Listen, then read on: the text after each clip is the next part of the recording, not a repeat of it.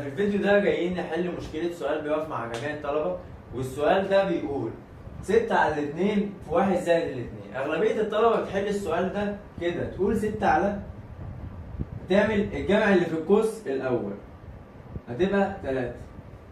تمام؟ هتحل السؤال ازاي؟ بيقول لك بقى نعمل الضرب الأول، 6 على الاتنين تبقى ب6 هتطلع الناتج بواحد.